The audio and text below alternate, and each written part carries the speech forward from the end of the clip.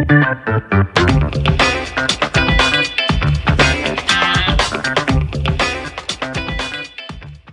it going, everybody? Welcome to the Real Estate Investing Club. Gabe, your host here. We have a very special guest with us today, so grab your pen and paper and prepare for some wisdom bombs coming your way. Before we get started, I do want to say that this is a free course, and we do really enjoy doing this. So the easiest way for you to support us, if you like this show, is to subscribe, like, and share with your friends and family. That's the easiest way, and we really appreciate it. Secondly, we're an active investing company. We market nationally for properties. So if you want to join our buyers list, become a partner in a program, or if you want to bring us a deal for a single family, multifamily, or mobile home and RV parks, go to www.therealestateinvestingclub.com to get in contact with one of our partners. Finally, we developed a course for everybody wanting to get involved in single family, multifamily, and mobile home and RV parks. So if you want to do that, if you want to learn how to invest in those asset classes, go to www.therealestateinvestingclub.com and check out our course there. That's all I have to say for now. So I hope you guys enjoy the show, and I look forward to seeing you guys on the other side. All right, we are live. Today we have William Morales with us from One Will Properties in the good old New York City. William, how are you doing out there in the heat? I'm good, Gabriel. I mean, I appreciate you having me on. It's like I told you earlier before we recorded, it's scorching out here, which I love. I love the summer. We're in the upper 80s, so I'm okay with it. That's 80 with 100% humidity, right? Pretty much, yeah. You're going to have in your apartment the AC on all night and all day, you know? And if you're going outside, you better be in shorts and a T-shirt. And plenty of water. That's right. Stay hydrated. Yeah. Speaking of, I'm going to grab my water here.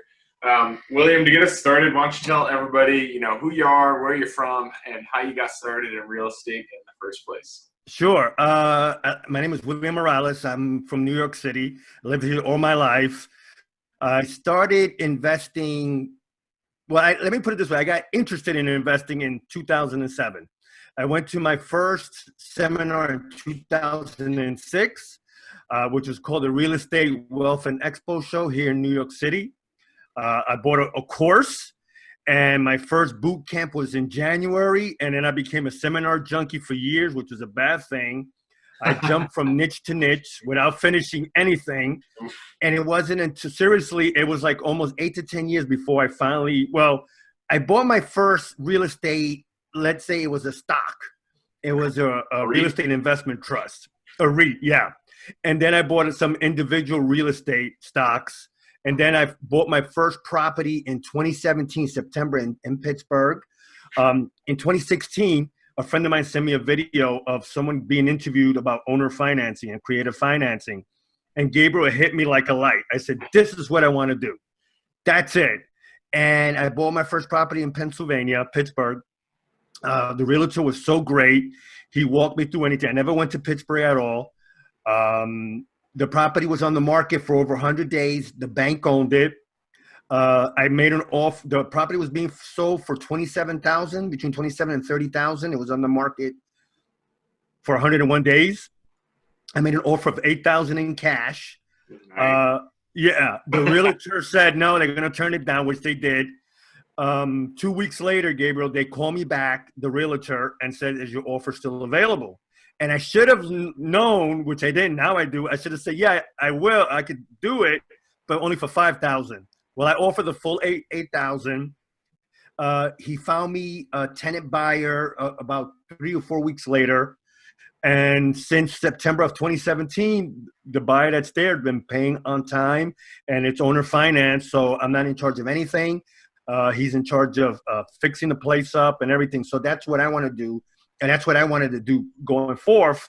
And then I did that again in Orlando, which I have a brother that's there. So he was my eyes and ears. And I saw a property that was on the market for 90 days. It was a for sale by owner. I approached him, and he said that he was, he wanted to move up a little north to be closer to family. And I told him, I said, listen, I'm willing to offer you full price if you give me terms. He didn't know what that meant. So I filled him in. I said, listen, I pay you monthly for 3 years, 5 years, whatever we negotiate. And it's a 5-year deal. And then I turned around and found me a tenant buyer. I found a realtor. And since January, I've been collecting, a mortgage, a note. So that's where I'm at today. I haven't done anything since. After the pandemic hit, I kind of slowed down a little bit, but I'm hoping in the fall of this year or early next year, I get back on track. Awesome. I love it. So I'm just going to try to summarize everything you just said, because there's a few things that I picked up from it. But I mean, just to get, go back to the start, you started, it sounds like 2007, you were one of the seminar guys, one of the guys. Oh my God. Yeah. Gabe, I went all the time. Every week I found something on the newspaper or whatever, and I went, but then, and I'm pretty sure your audience went through this. You get the upsell. So of course might be, a weekend of $500, but then the upsell of 30,000, 15,000, 20,000. I'm like, wow.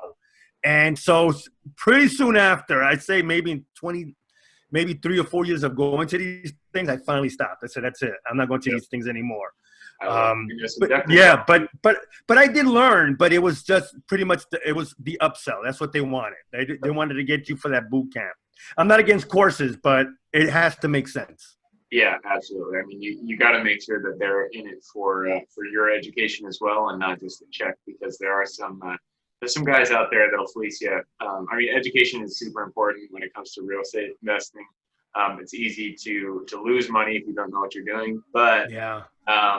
You don't want to get carried away. And when it comes, there's a lot of courses that are overpriced.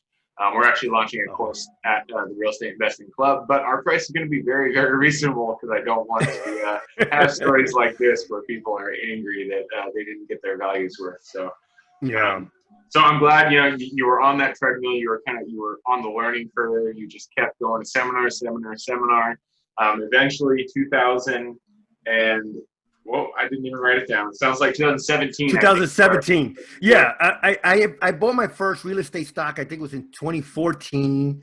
Then I bought a couple of more, REITs and stuff like that. But it wasn't until 2017 where I bought my first physical property in September of 2017. Nice. So 2017 really, it started your active investing. Right. Awesome. I love it. Yeah. So 2017, it sounds like, I mean, a few things popped out when you were talking about your journey up till now. You bought 2 properties, one in Pittsburgh, one in Orlando. Both of them had been off market essentially, or had been on market, but for an extended duration. So 50 plus days, 60 plus days. Yeah. 100 days the first one, 90 days the second one. So these were obviously overpriced properties. It sounds like you offered lower than their asking value. And then take us through the strategy that you're using. It sounds like you're almost note investing, but you're buying the property and then just selling it to the renter once the renter comes on board. Right. So what I wanted to do once, like I said, I had seen this webinar one time, and the guy was explaining, but his method was he got private lenders to lend him the money, and then he will buy the property in cash, and then he will pay the lender a portion of the rent, or whatever, what might have you. I did that in Pittsburgh, but it was my own cash. So I paid $8,000 in cash, and then I turned around and sold it for the same price that the bank was selling it for. So I bought it for $8,000 and I sold it for $27,000. That's how much the bank was selling it for. Okay. The realtor was great enough to take pictures, take videos, and the property was in decent condition. It didn't need much work, more cosmetic. And we put that in the listing, and he found a tenant buyer that was willing to do the work himself. I only asked for 10% down. And then from there, he's paying me the monthly, my monthly mortgage. It was an 8-year deal that I got with him. So it was 96 months, and now 3. The note that you had with this tenant buyer with the tenant buyer, yeah, it's for 8 years. 8-year term, yeah. Right. Okay. So the one I got in January of 2019, 2020, the owner, like I said, it was on the market. It was a for sale by owner, and I saw this one on Zillow. And I waited a couple of weeks, maybe a month or so, and then I called him. It didn't seem like he was interested at first in selling it on a monthly payment. He didn't know what that was, so I kind of explained it to him. I emailed him a lot of information, the pros and the cons of seller financing. He called me back like a few days later, and he said, yeah, I'm willing to do this. I gave him $5,000 down so he could move. He used that money to move. And then when I got the tenant buyer, again, through a realtor that my brother recommended, I got a 10% down from the buyer, from the tenant buyer. He qualified for a mortgage. I had to find a mortgage broker. So it's a bunch of steps. You got to make sure they qualify for a mortgage. That's A. B, you got to make sure that they have the money. I'm not asking for 20% down. I'm asking for at least anywhere between 5 and 10%. I want them to get in. And then I have a loan servicing company collect the payments for me, send the payment, let's say the receipts to the tenant buyer, and then the money comes to me via check. I prefer check because at least I could, on my ledger, I could keep tabs of everything.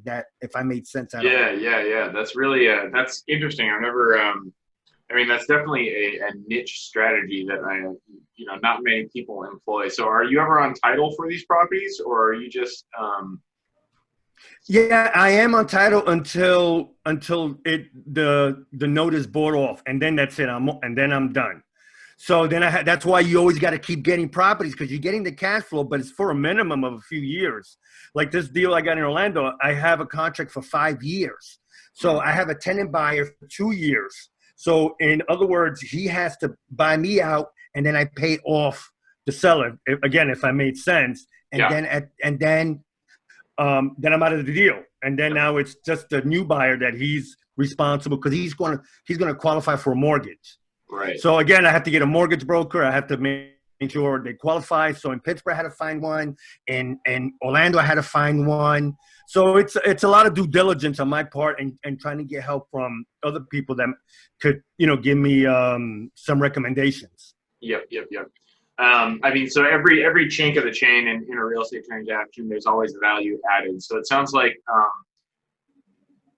so the tenants that you're selling to, the reason that they're not, so this person, you bought the house for $8,000, then you turned around and you sold it to the tenant buyer for the same that the bank was originally selling it for, $27,000. Right. The reason you were able to do that is because basically you were able to buy cash originally. And yes.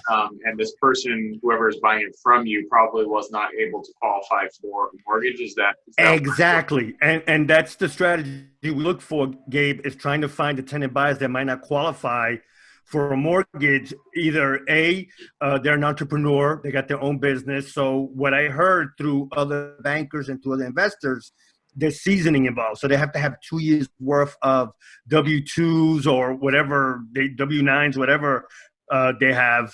And also they got to have some type of money in the bank. So banks are being stricter with their lending process.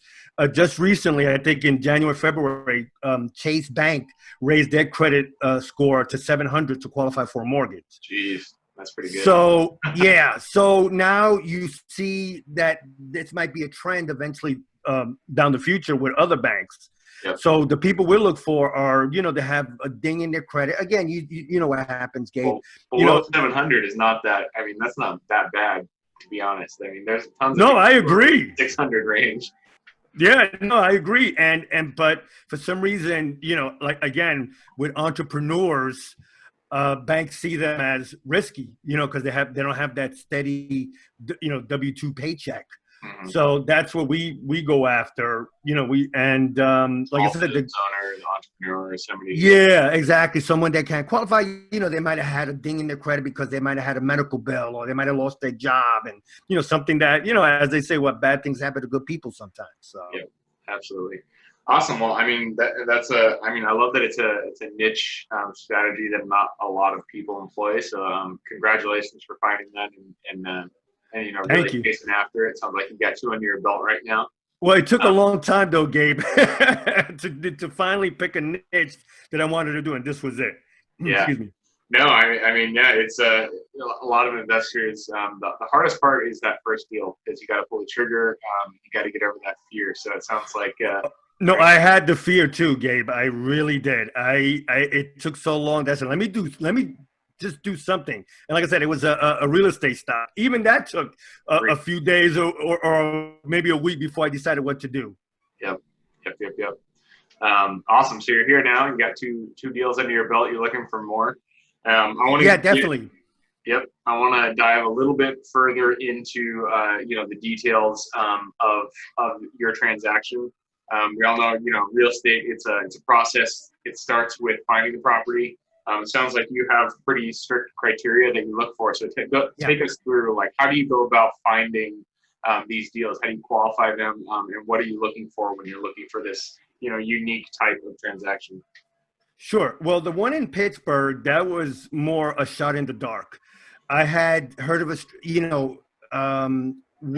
watching that webinar I did in 2016, where the investor paid cash or got a lender to lend them the cash. I pretty much took that model, where I found a property that needed a little bit of work, not a massive amount of work. And I looked in a certain zip code. So I looked at when I looked at Zillow or Realtor, I always look at the county website, and I see, who owns it, the comps. I look at also the city around it. So I download a report, which is called the Comprehensive, I think, Annual Financial Report, CAFR. That's what it's called. And some reports are like 200 to 300 pages, but I look at the introduction section, the financial section, and then I think and there's oh my God, there's a third one. I got to look for it. But there's 3 sections of the report that I look at, which is the job growth. Look at, are people coming into the city or they're moving out? What are the industries? So it's a long process, but you have to do that before you make that investment. Are people, are you going to invest in Michigan where people are moving out by the droves, and it's a one industry city? It was the motor city. Detroit, yeah. So if you look at something like that, you have to find out, and it's easy to Google. I just put Fortune 500 companies in Pittsburgh, and I found, like, I think it was 5 or 6. And then I looked at the hospitals. The hospitals are, healthcare is a big industry. So I looked at something called walkscore.com, and when I put the address, it gives you a score of how walkable your property is to the neighborhood. So in that particular instance, I have a walk score I think it was like 84. So it was they call it a walker's paradise. So that's what I look for. The property in Orlando, unfortunately, that walk score got I think a 20. It's more of car related. So you have to have, a car or motorcycle or something. So the same thing, I look at the county website, I see who owns it. Then I might either call them or send them a letter or get in contact with the realtor. I look at the report, the comprehensive annual financial report. And again, it's a lot of pages, but there's only a few things you need to look at, which is the financial, the statistics, people moving in and out, things like that. I look at census.gov. So there's about a few websites that I look at: census.gov, WalkScore, the county website, and it gives you tons and tons of information that you can make an intelligent decision whether to move forward or not. Awesome. Hopefully I made sense. Sorry, I was long. No, yeah. I'm taking notes here just to make sure that I understand exactly how you do it. So the CAFR, the Comprehensive Financial Analysis Review, whatever you call it. Financial report. Yeah, and I learned that from another investor, and and I got that idea from Warren Buffett, who always reads the company's financial report. So basically, it's almost the same thing. It gives you the financial report for basically for the area. Exactly. Yeah, and it tells you again the job growth, the job losses. It gives you pretty much a good gauge of the market you're looking to invest in. Nice. Yeah. The easiest way, Gabe, will be to ask people that, hey, what is this market? That's what I do with my brother in Orlando. I said, how you like the area? He said, oh, I love it, and that was easier, but I still did my analysis. Yeah, absolutely. We usually use Best Places, bestplaces.net, but CAFR sounds much more comprehensive, so I might add that to my tool belt when I do my due diligence. Best Places. Yeah, I heard of Best Places, but I never used them. Yeah, it's just another way to look at demographic statistics. It gives you the MSA and all that stuff. So, so you use CAFR, you get the walk score, and then you look at census.gov. What you're looking for is a net positive migration into where you're at. Yeah, exactly. Awesome, I love it. And then to actually find you're looking for very specific properties here. It sounds like the ones that have been on market for a while. So do you go on to Zillow and you only search properties that are 60 plus days, 50 plus days, something like that? Yeah, definitely. And the one in Pittsburgh, the property, like I said, it needed more cosmetic fixing than anything. But the one in Orlando, the one I found, it just needed, in fact, it didn't need any work. And that was on the market, I think, for 90 days, like I said before. But I looked for 60 and above and a price point between 200 to 300,000. I look for at least minimum 2 beds, 1 bath, or 3-2. Some I find 4-2, but I prefer the 3-2. Awesome, I like it.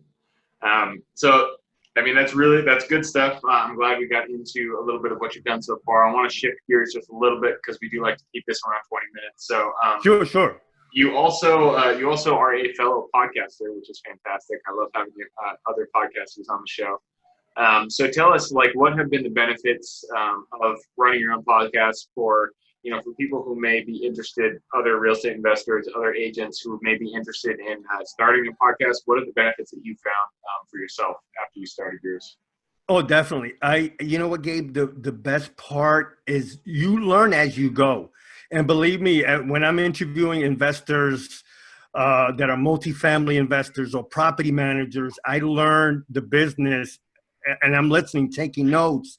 When I do the show notes, I'm writing down all the information they tell me. The benefit is you're networking online.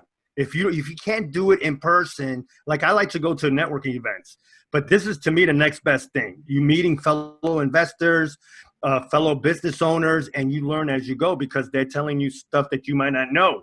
And, like you mentioned, best places. I heard of it, but I never used it. Now, what you saying, I'm like, oh, you know what? Let me look at that, So it's just the benefit of exchanging information and just building a community. I met you through LinkedIn and, we talked a few days ago. And you're a connection that I want to keep in contact with, obviously, as long as possible. So the benefits is learning and building a community and meeting new friends. Awesome. I love it. That was kind of a loaded question because you're on a podcast and I'm on podcast.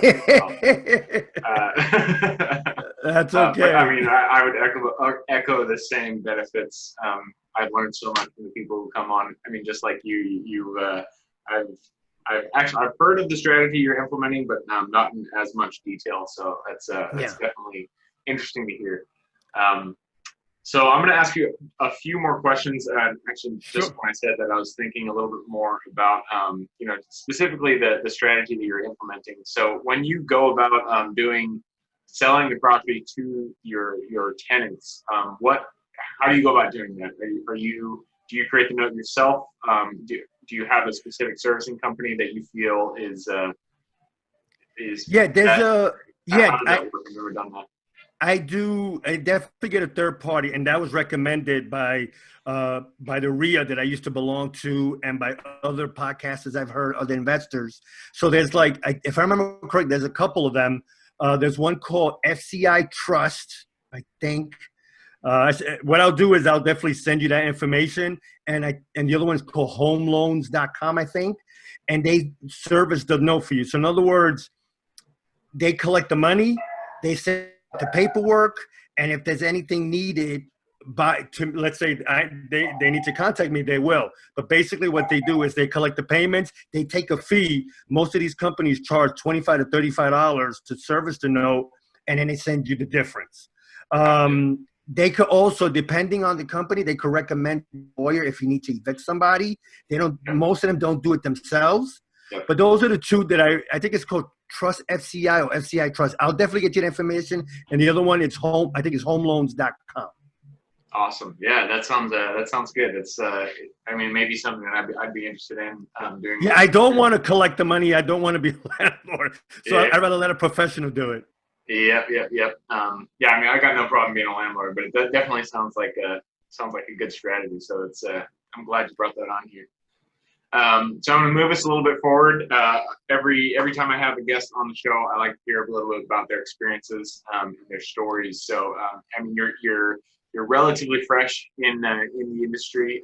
You know, you've been learning about it since 2007. So you've got over a decade of knowledge behind you. You know, not as much experience, but you're gaining it. You know, every year that passes. So Yeah. why don't you tell everybody, take us to kind of an experience that you had, a story. You know, something that kind of caught you off guard, and tell us what was the lesson that you learned from that experience. Sure. One story that some people tell me not to say is which is real estate related, was just jumping from niche to niche.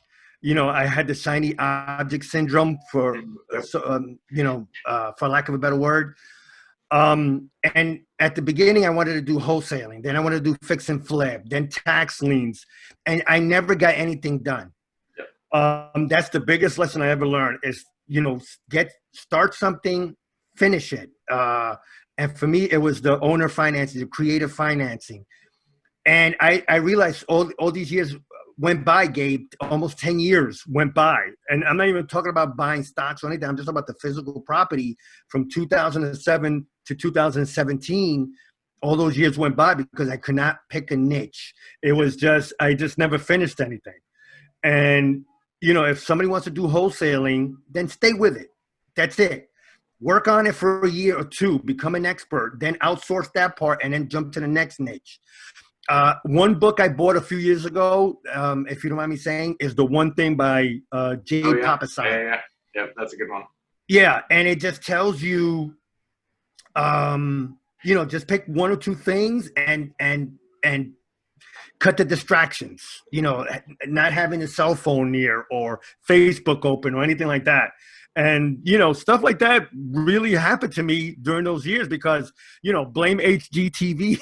Because I used to love that channel. I used to love to learn how to fix and flip. But it's, they give you the easy part, but it's really hard because I know some investors that after a couple of years, they just stopped doing it because they didn't like it.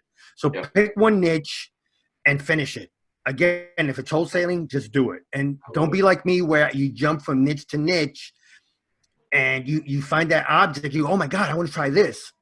For me, it didn't work. Yep. No, I had a little bit of the same thing. I've done wholesaling, I've done flipping, and it really does come down to choosing one thing and getting really good at that, because that's where the expertise comes in, and when your value really plays out there.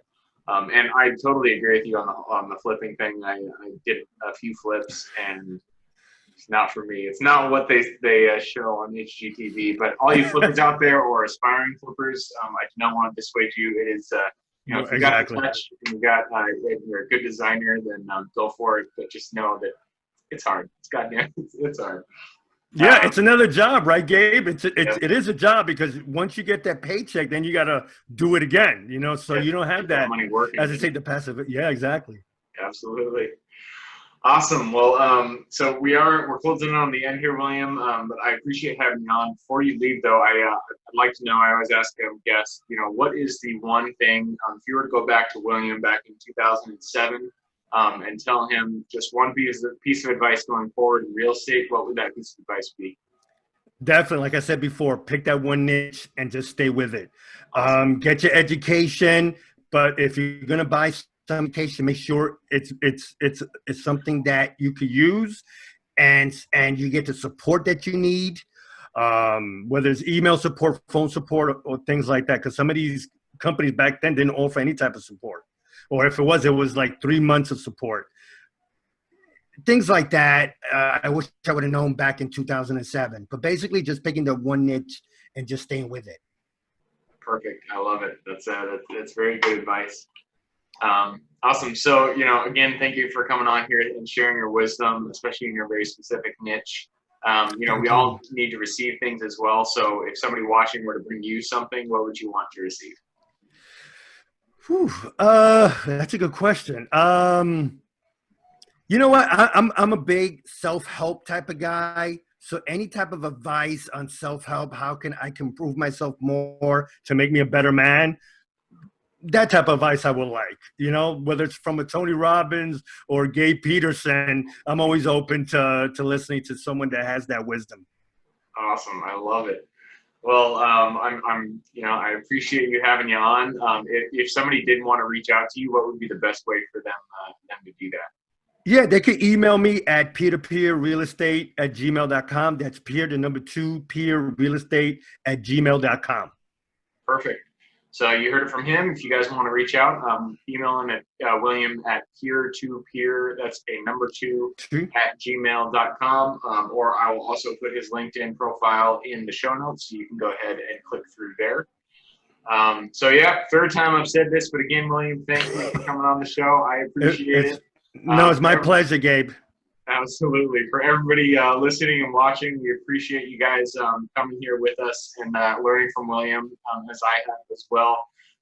If you guys want to support the show, the best way is just to give us a thumbs up, subscribe to the channel, or share it with your friends and family.